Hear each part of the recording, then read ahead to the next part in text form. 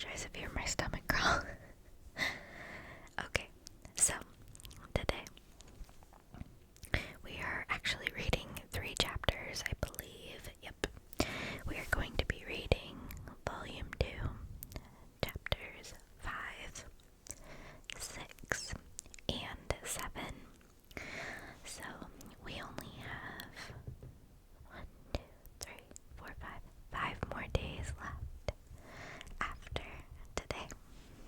I hope you guys are enjoying this little series. If you are, let me know. There are many other books I could also read. Just keep in mind, for like copyright reasons, that I have to keep it to things that are in the public domain. So that being said, let me know if there's something, a book in the public domain, that you would like me to read. Okay, let's go ahead and get started now. So,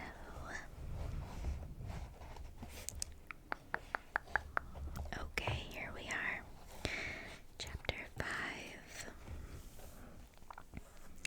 I have to say, I'm really liking seeing the monster's point of view, which is what we're reading at the moment. Chapter 5. Now hasten to the more moving part of my story. I shall relate events that impressed me with feelings which, from what I have been, have made me what I am. Spring advanced rapidly, the weather became fine and the skies cloudless. It surprised me, and what before was desert and gloomy should now bloom with the most beautiful flowers and verdure. My senses were gratified and refreshed by 1,000 scents of delight and 1,000 sights of beauty.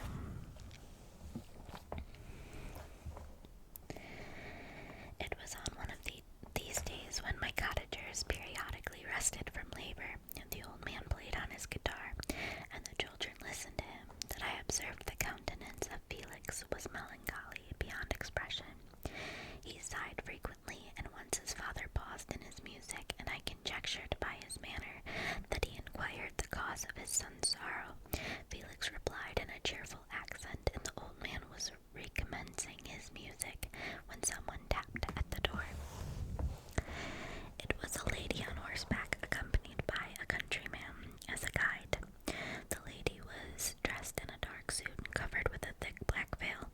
Agatha asked a question, to which the stranger only replied by pronouncing in sweet accent the name of Felix. Her voice was musical, but unlike that of either of my friends. On hearing this word, Felix came up hastily to the lady, who, when she saw him, threw up her veil, and I beheld the countenance of angelic beauty and expression, her hair of a shining raven black, and curiously braided. Her eyes were dark, but gentle, although animated, her features of irregular proportion, and her complexion wondrously fair, each cheek tinged with a lovely pink. Felix seemed ravished with delight when he saw her. Every trait of sorrow vanished from his face, and it instantly expressed a degree of ecstatic joy, of which I could hardly have believed it capable. His eyes sparkled as his cheek flushed with pleasure, and at that moment I thought him as beautiful as the stranger. She appeared affected by different feelings. Wiping a few tears from her lovely eyes, she held out her hand to Felix, who kissed it rapturously and called her, as well as I could distinguish, his sweet Arabian. She did not appear to understand him, but smiled. He assisted her to dismount, and dismissing her guide, conducted her into the cottage. Some conversation took place between him and his father, and the young stranger knelt at the old man's feet and would have kissed his hand, but he raised her and embraced her affectionately.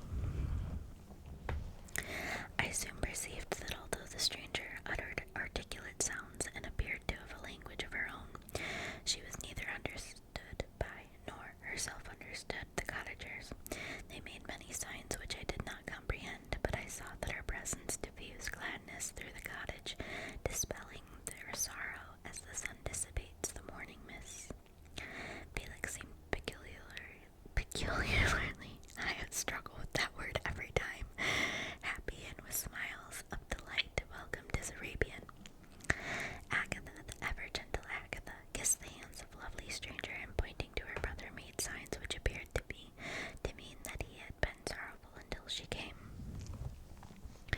Some hours passed thus, while they, by their countenances, expressed joy, the cause of which I did not comprehend. Presently I found, by the frequent recurrence of some sound which the stranger repeated after them, that she was endeavoring to learn their language, and the idea instantly occurred to me that I should make use of the same instructions to the same end. The stranger learned about 20 words at the first lesson. Most of them, indeed, were those which I had before understood, but I profited by the others. As night came on, Agatha and the Arabian retired early. When they separated, Felix kissed the hand of the stranger and said, "Good night, sweet Safie." He sat up much longer, conversing with his father, and by the frequent repetition of her name, I conjectured that their lovely guest was the subject of their conversation. I ardently desired to understand them, and bent every faculty toward that purpose, but found it utterly impossible. The next morning Felix went out to his work, and after the usual occupations of Agatha were finished, the Arabian sat at the feet of the old man, and taking his guitar, played some airs so entrancingly beautiful that they at once drew tears of sorrow and delight from my eyes. She sang, and her voice flowed in a rich cadence, swelling or dying away like a nightingale of the woods. When she had finished, she gave the guitar to Agatha, who at first declined it. She played a simple air, and her voice accompanied it in sweet accents, but unlike the wondrous strain of the stranger. The old man appeared enraptured, and said some words which Agatha endeavored to explain to Safie, and by which he appeared to wish to express that she bestowed on him the greatest delight by her music.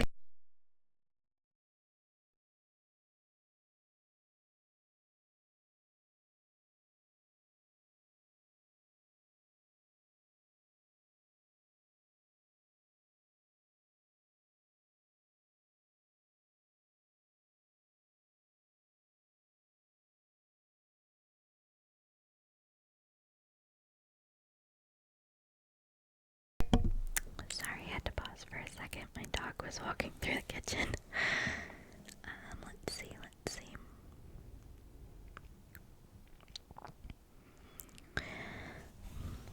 The days now passed as peaceably as before, with the sole alteration that joy had taken the place of sadness in the countenances of my friends. Safie was always gay and happy. She and I improved rapidly in the knowledge of language, so that in 2 months I began to comprehend most of the words uttered by my protectors. In the meanwhile, also the black ground was covered with herbage, and the green banks interspersed with innumerable flowers, sweet to the scent, and the eyes stars of pale radiance among the moonlight woods. The sun became warmer, the nights clear and balmy, and my nocturnal rambles were an extreme pleasure to me, although they were considerably shortened by the late setting and early rising of the sun, for I never ventured abroad during daylight, fearful of meeting with the same treatment I had formerly endured in the first village which I entered. My days were spent in close attention that I might more speedily master the language, and I may boast that I improved more rapidly than the Arabian, who understood very little and conversed in broken accents, whilst I comprehended and could imitate almost every word that was spoken. While I improved in speech, I also learned the science of letters as it was taught to the stranger, and this opened before me a wide field for wonder and delight. The book from which Felix instructed Safie was Volney's Ruins of Empires. I should not have understood the purport of this book had not Felix, in reading it, given very minute explanations. He had chosen his work, he said, because the declamatory style was framed in imitation of the Eastern authors. Through this work I obtained a cursory knowledge of history and a view of several empires at present existing in the world. It gave me an insight into the manners, governments, and religions of the different nations of the earth. I heard of the slothful Asiatics, of the stupendous genius and mental activity of the Grecians, of the wars and wonderful virtue of the early Romans, of their subsequent degenerating, of the decline of that mighty empire of chivalry, Christianity, and kings. I heard of the discovery of American hemisphere, and wept with Safie over the hapless fate of its original inhabitants. These wonderful narrations inspired me with strange feelings. Was man indeed at once so powerful, so virtuous and magnificent, yet so vicious and base? He appeared at one time a mere scion of the evil principle, and at another as all that can be conceived as noble and godlike. To be a great and virtuous man appeared the highest honor that can befall a sensitive being. To be base and vicious, as many on record have been, appeared the lowest degradation, a condition more abject than that of the blind mole or harmless worm.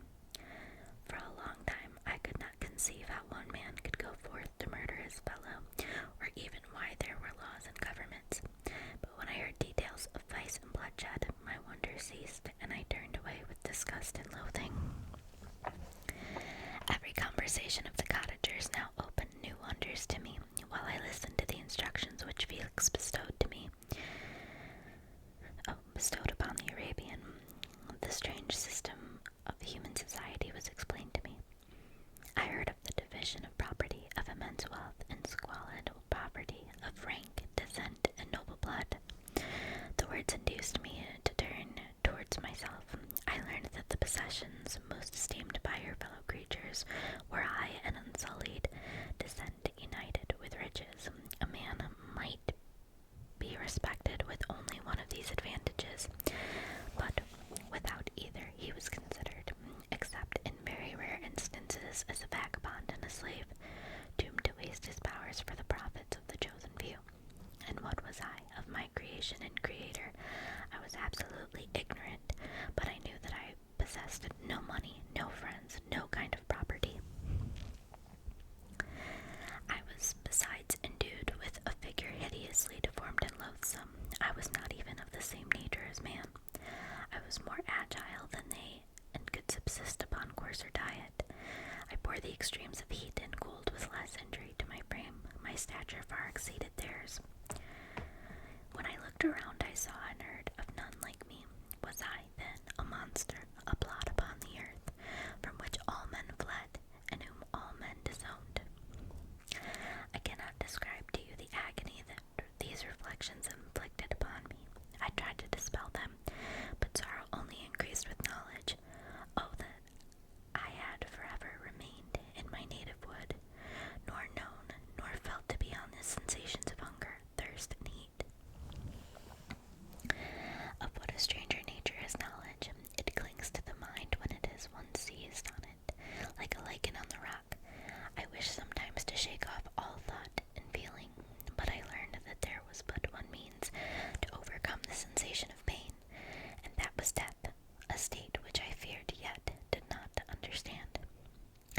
I admired virtue and good feelings, and loved the gentle manners and amiable qualities of my cottagers, but I was shut out from intercourse with them, except through means which I obtained by stealth, when I was unseen and unknown, and which rather increased than satisfied the desire I had of becoming one among my fellows.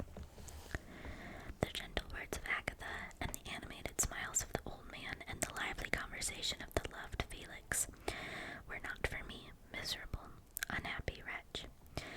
Other lessons were impressed upon me even more deeply. I heard of the difference of sexes, and the birth and growth of children, how the father doted on the smiles of the infant, and the lively sallies of the older child, how all the life and cares of the mother were wrapped up in the precious charge, how the mind of youth expanded and gained knowledge of brother, sister, and all the various relationships which bind one human being to another in mutual bonds. But where were my friends and relations? No father had watched my infant days, no mother had blessed me with smiles and caresses, or if they had, all my past life was now a blot, a blind vacancy in which I distinguished nothing. From my earliest remembrance, I had been as I then was in height and proportion. I had never yet seen a being resembling me, or who claimed any intercourse with me. What was I? The question again recurred, to be answered only with groans. I will soon explain to what these feelings tended, but allow me now to return to the cottagers, whose story excited in me such various feelings of indignation, delight, and wonder.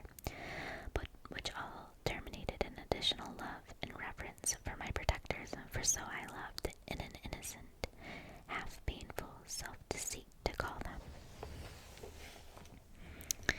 Let me just take a quick sip of water.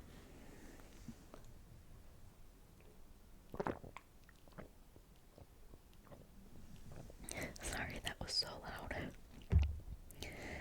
Okay. Chapter 6. Some time elapsed before I learned the history of my friends. It was one which could not fail to impress itself deeply on my mind, unfolding as it did a number of circumstances, each interesting and wonderful to one so utterly inexperienced as I was.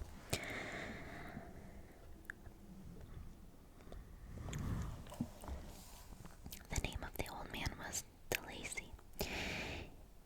He was descended from a good family in France, where he had lived for many years in affluence, respected by his superiors and beloved by his equals. His son was bred in the service of his country, and Agatha had ranked him with the ladies of the highest distinction. A few months before my arrival, they had lived in a large and luxurious city called Paris, surrounded by friends and possessed of every enjoyment which virtue, refinement of intellect, or taste, accompanied by a moderate fortune, could afford. The father of Sapphi had been the cause of their ruin. He was a Turkish merchant, and had inhabited Paris for many years, when for some reason, which I could not learn, he became obnoxious to the government. He was seized and cast into prison the very day that Sapphi arrived from Constantinople to join him. He was tried and condemned to death. The injustice of his sentence was very flagrant. All Paris was indignant, and it was judged that his religion and wealth, rather than the crime alleged against him, had been the cause of his condemnation. Felix had accidentally been present at the trial. His horror and indignation were uncontrollable when he heard the decision of the court. He made at that moment a solemn vow to deliver him, and then looked around for the means. After many fruitless attempts to gain admittance to the prison, he found a strongly grated window in an unguarded part of the building, which lighted the dungeon of the unfortunate Mohammedan, who, loaded with chains, waited in despair the execution of the barbarous sentence.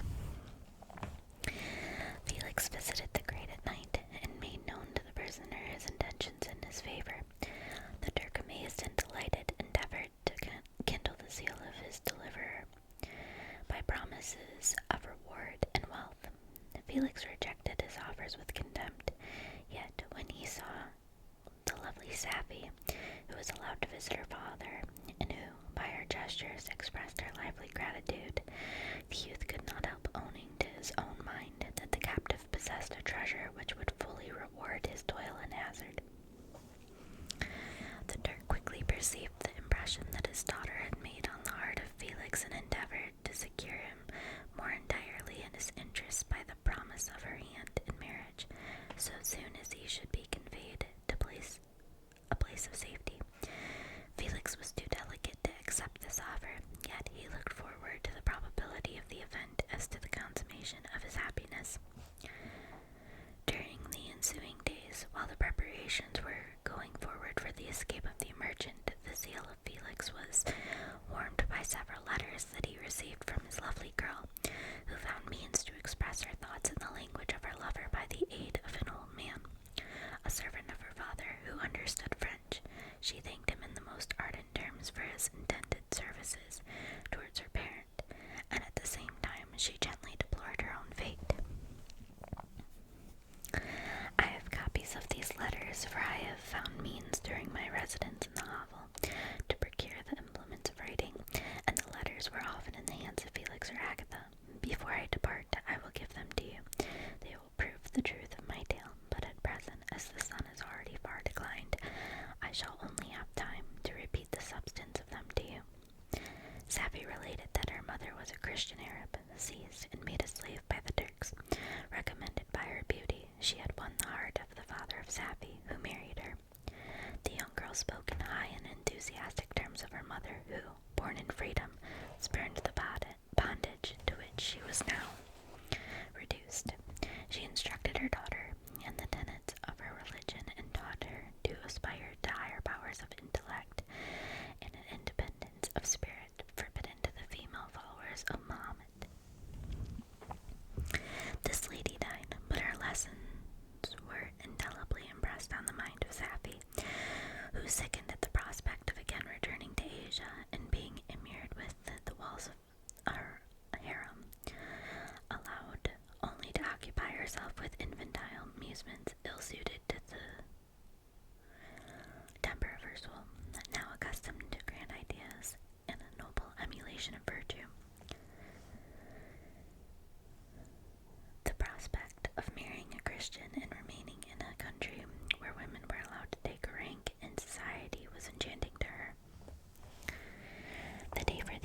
reputation of the Turk was fixed, but on the night previous to it he quitted his prison, and before morning was distant many leagues from Paris. Felix had procured passports in the name of his father, his sister, and himself. He had previously communicated his plans to the former, who aided the deceit by quitting his house under the pretense of a journey, and concealed himself with his daughter in an obscure part of Paris. Felix conducted the fugitives through France to Lyons and across Mont Cenis to Leghorn, where the merchant had decided to wait a favorable opportunity of passing into some part of the Turkish dominions. Safi resolved to remain with her father until the moment of his departure, before which time the Turk renewed his promise that she should be united to his deliverer, and Felix remained with them in expectation of that event, and in the meantime he enjoyed the society of the Arabian, who exhibited towards him the simple and tenderest affection. They conversed with one another through the means of an interpreter, and sometimes with the interpretation of looks, and Safi sang to him the divine airs of her native country. The Turk allowed this intimacy to take place, and encouraged the hopes of the youthful lovers, while in his heart he had formed far other plans. He loathed the idea that his daughter should be united to a Christian, but he feared the resentment of Felix if he should appear lukewarm, for he knew that he was still in the power of his deliverer, if he should choose to betray him to the Italian state which they inhabited. He revolved 1,000 plans by which he should be enabled to prolong the deceit until it might be no longer necessary, and secretly to take his daughter with him. When he departed, his plans were facilitated by the news which arrived from Paris.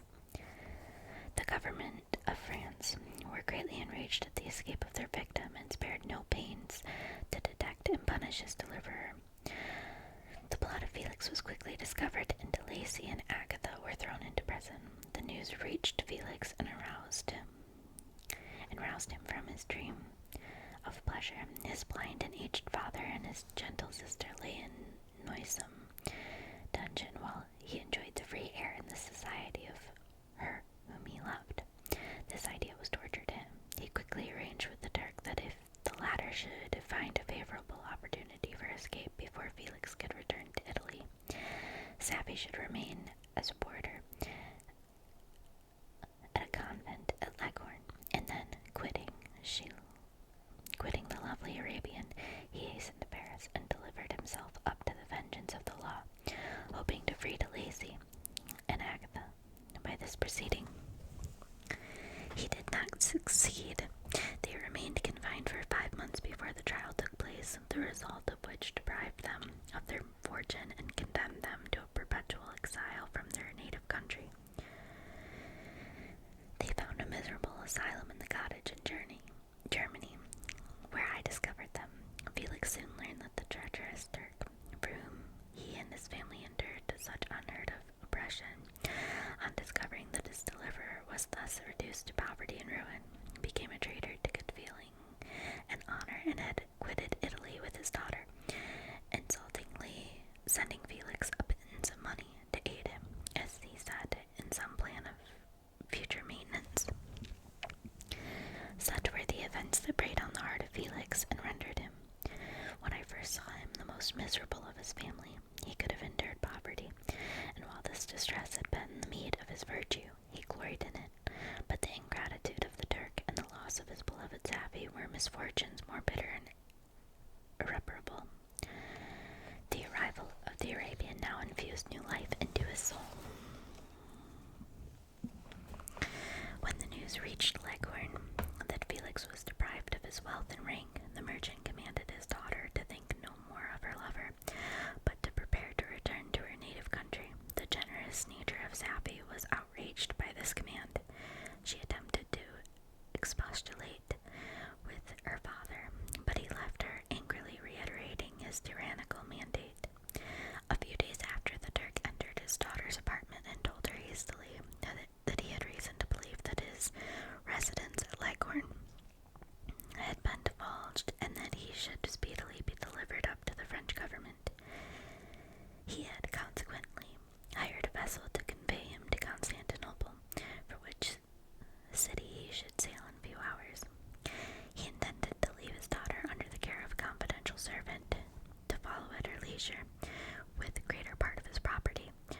not yet arrived at Leghorn.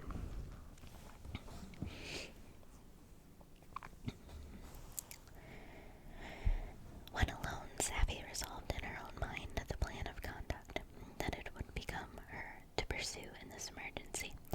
A residence in Turkey was abhorrent to her. Her religion and her feelings were alike averse to it. By some papers of her father, which fell into her hands, she heard of the exile of her lover, and learned the name of the spot where he then resided. She hesitated some time, but at length she formed her determination, taking with her some jewels that belonged to her and a sum of money. She quitted Italy with an attendant, a native of Leghorn, but who understood the common language of Turkey, and departed for Germany. She arrived in safety at a town about 20 leagues from the cottage of de Lacy, when her attendant fell generously ill. Savvy nursed her with the most devoted affection, but the poor girl died, and the Arabian was left alone, unacquainted with the language of the country, and utterly ignorant of the customs of the world. She fell, however, into good hands. The Italian had mentioned the name of the spot for which they were bound, and after her death, the woman of the house in which they had lived took care that Savvy should arrive in safety at the cottage of her lover. One more chapter. Let me get some water.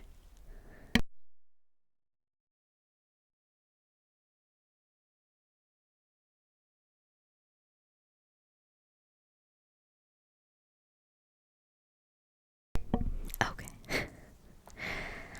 On to chapter 7. Such was the history of my beloved cottagers.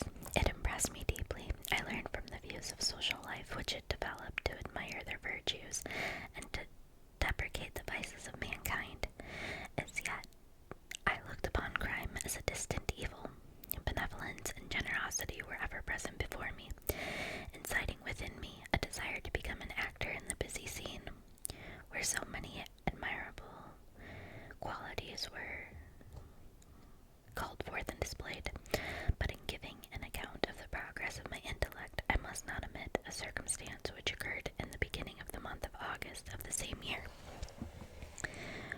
One night during my accustomed visit to the neighboring wood, where I collected my own food and brought home firing for my protectors, I found on the ground a leathern portmanteau containing several articles of dress and some books. I eagerly seized the prize and returned with it to my hovel.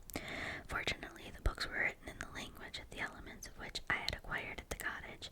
They consisted of Paradise Lost, a volume of Plutarch's Lives, and the Sorrows of Werther. The possession of these treasures gave me extreme delight. I now continually studied and exercised my mind upon these histories, whilst my friends were employed in their ordinary occupations. I can hardly describe to you the effect of these books. They produced in me an infinity of new images and feelings that sometimes raised me to ecstasy, but more frequently sunk me into the lowest dejection. And the Sorrows of Werther, besides the interest of its simple and affecting story, so many opinions are canvassed, and so many lights thrown upon what had hitherto been to me obscure subjects, that I found in it a never-ending source of speculation and astonishment.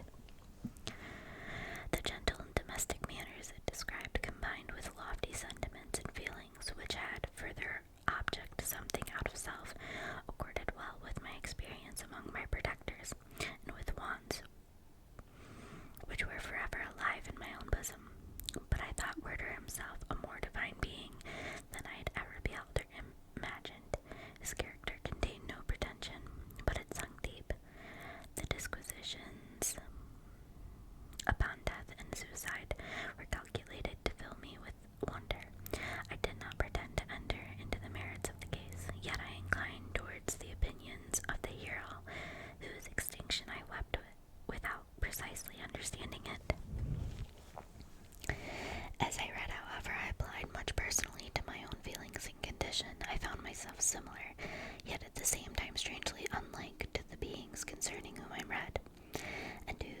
conversation, I was a listener.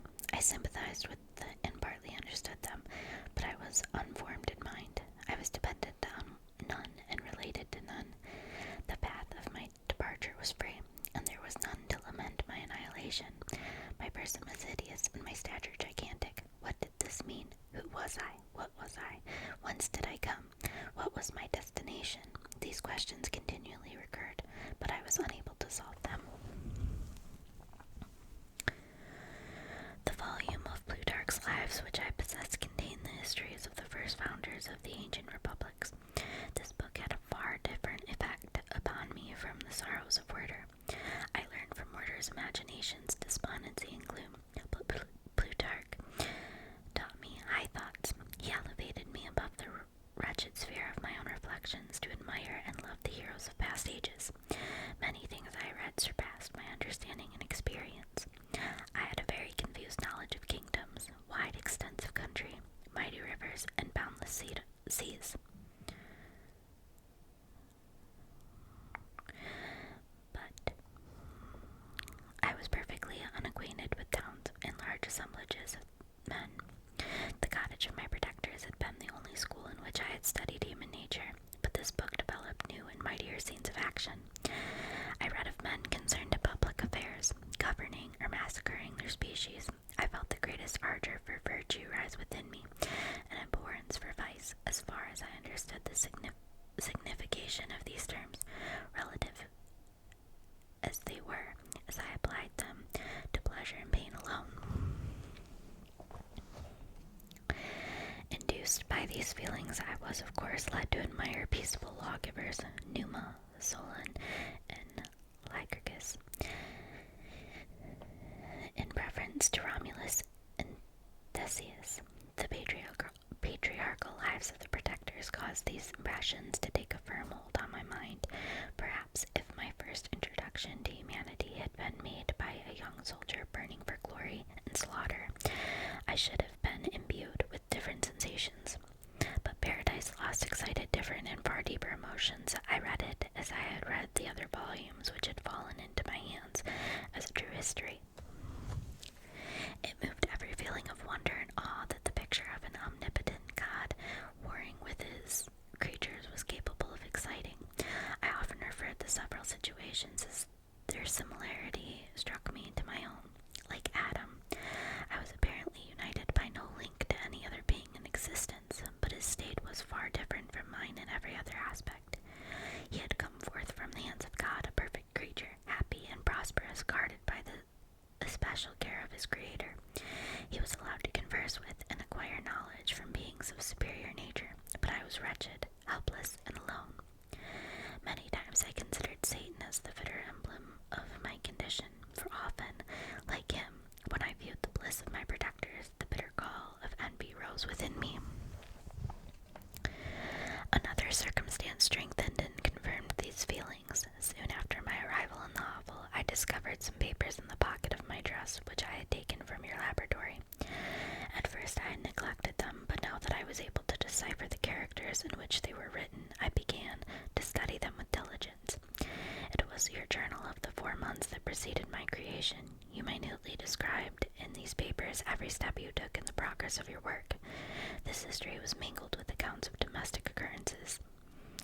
You doubtless recollect these papers. Here they are. Everything is related in them which bears reference to my accursed origin. The whole detail of that series of disgusting circumstances which produced it is set in view. The minutest description of my odious and loathsome person is given, in language which painted your own horrors and rendered mine indelible. I sickened as I read, hateful day when I received life. I exclaimed in agony, accursed Creator, why did you form a monster so hideous that even you turned from me in disgust? God in pity, man made beautiful and alluring after his own image, but my form is a filthy type of yours, more horrid even from the very resemblance. Satan had his companions, fellow devils, to admire and encourage him, but I am solitary and abhorred. These were my reflections of my hours of despondency and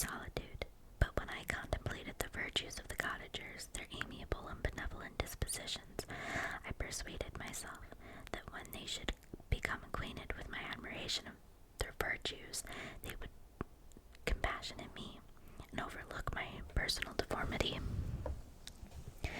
Could they turn from their door, one, however monstrous, who solicited their compassion and friendship? I resolved at least not to despair, but in every way to fit myself for an interview with them, which would decide my fate. I postponed this attempt for some months longer, for the importance attached to its success inspired me with a dread lest I should fail. Besides, I found that my understanding improved so much with every day's experience that I was unwilling to commence this undertaking until a few more months should have added to my sagacity. Several changes in the meantime took place in the cottage. The presence of Sappy diffused happiness among its inhabitants, and I also found that a greater degree of plenty reigned there. Felix and Agatha spent more time in amusement and conversation and were assisted in their labors by servants. They did not appear rich, but they were contented and happy. Their feelings were serene and peaceful, while mine became every day more tumultuous. Increase of knowledge only discovered to me more clearly what a wretched outcast I was. I cherished hope, it is true, but it vanished when I beheld my person reflected in water, or my shadow in the moonshine, even as that frail image and that inconstant shade. I endeavored to crush these fears and to fortify myself for the trial, which in a few months I resolved to undergo. And sometimes I allowed my thoughts unchecked by reason to ramble in the fields of paradise, and dared to fancy amiable and lovely creatures sympathizing with my feelings and cheering my gloom. Their angelic countenances breathed smiles of consolation, but it was all a dream. No Eve soothed my sorrow, nor shared my thoughts. I was alone. I remembered Adam's supplication to his Creator, but where was mine? He had abandoned me, and in the bitterness of my heart I cursed him. Autumn passed thus. I saw with surprising grief the leaves decay and fall, and nature again assumed the barren and bleak appearance it had worn when I first beheld the woods and the lovely moon. Yet I did not eat the bleakness of the weather. I was better fitted by my conformation for the endurance of cold than heat. But my chief delights were the sight of the flowers, the birds, and all the gay apparel of summer. When those deserted me, I turned with more attention toward the cottagers. Their happiness was not decreased by the absence of summer. They loved and sympathized with one another, and their joys, depending on each other, were not interrupted by the casualties that took place around them.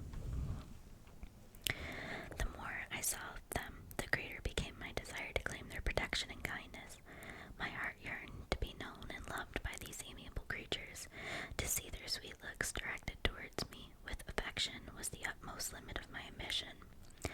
I dared not think that they would turn them from me with disdain and horror. The poor that stopped at their door were never driven away. I asked it is true, for greater treasures than a little food or rest. I required kindness and sympathy, but I did not believe myself utterly unworthy of it. The winter advanced, and an entire revolution of the seasons had taken place since I awoken to life. My attention at this time was solely directed towards my plan of introducing myself into the cottage of my protectors. I revolved many projects, but that on which I finally fixed was to enter the dwelling when the blind old man should be alone. I had sagacity enough to discover that the unnatural hideousness of my person was the chief object of horror with those who had formerly beheld me. My voice, although harsh, had nothing terrible in it. I thought, therefore, that if in the absence of his children I could gain the goodwill and mediation of the old DeLacy, I might be his means be tolerated by my younger protectors. One day when the sun shone on the red leaves that strewed the ground and diffused cheerfulness, although it denied warmth, Sappy, Agatha, and Felix departed on a long country walk, and the old man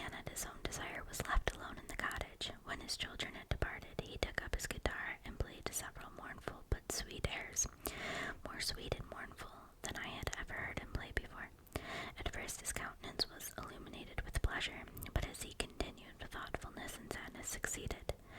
At length, laying aside the instrument, he sat absorbed in reflection.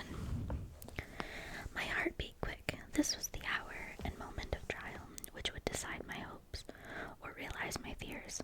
The servants were gone to the neighboring fair. All was silent in and around the cottage. It was an excellent opportunity. Yet, when I proceeded to execute my plan, my limbs failed me, and I sank to the ground. Again I rose, and exerting all the firmness of which I was master, removed the planks which I had placed before my hovel to conceal my retreat. The fresh air revived me, and with renewed determination I approached the door of their cottage. I knocked. "Who is there?" said the old man. "Come in." I entered. "Pardon this intrusion," said I. "I am a traveler in want of a little rest. You would greatly oblige me if you would allow me to remain a few minutes before the fire." "Enter," said De Lacy, "and I will try in what manner I can to relieve your wants, but unfortunately my children are from home, and as I am blind, I am afraid I shall find it difficult to procure food for you. Do not trouble yourself, my kind host. I have food. It is warmth and rest only that I need." I sat down and a silence ensued. I knew that every minute was precious to me, yet I remained irresolute in what manner to commence the interview, when the old man addressed me. "By your language, stranger, I suppose you are my countryman. Are you French?" "No, but I was educated by a French family and understand that language only. I am now going to claim the protection of some friends whom I sincerely love, and of whose favor I have some hopes." "Are they German?" "No, they are French.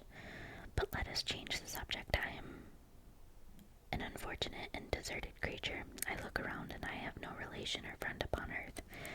These amiable people to whom I go have never seen me and know little of me. I am full of fears, for if I fail there, I am an outcast in the world forever. Do not despair. To be friendless is indeed to be unfortunate, but the hearts of men, when unprejudiced by any obvious self-interest, are full of brotherly love and charity. Rely therefore on your hopes, and if these friends are good and amiable, do not despair. They are kind. They are the most excellent creatures in the world, but unfortunately they are prejudiced against me. I have good dispositions. My life has been hitherto harmless and in some degree beneficial, but a fatal prejudice clouds their eyes, and where they ought to see a feeling and kind friend, they behold only a detestable monster. That is indeed unfortunate, but if you are really blameless, cannot you undeceive them? I am about to undertake that task, and it is on that account that I feel so many overwhelming terrors. I tenderly love these friends I have, unknown to them, been for many months in the habits of daily kindness towards them, but they believe that I wish to injure them, and it is that prejudice which I wish to overcome. Where do these friends reside? Near this spot. The old man paused and then continued, "If you will unreservedly confide to me the particulars of your tale, I perhaps may be of use in undeceiving them. I am blind and cannot judge of your countenance, but there is something in your words which persuades me that you are sincere. I am poor and in exile, but it will afford me true pleasure to be in any way serviceable to a human creature." "Excellent man, I thank you and accept your generous offer. You raise me from the dust by this kindness, and I trust that by your aid I shall not be driven from the society and sympathy of your fellow creatures. Heaven forbid, even if you were really criminal, for that can only drive you to desperation and not instigate you to virtue. I also am an unfortunate. I and my family have been condemned, although innocent. Judge, therefore, if I do not feel for your misfortunes. How can I thank you, my best and only benefactor? From your lips first have I heard the voice of kindness directed towards me. I shall be forever grateful, and your present humanity assures me of success with those friends whom I am on the point of meeting.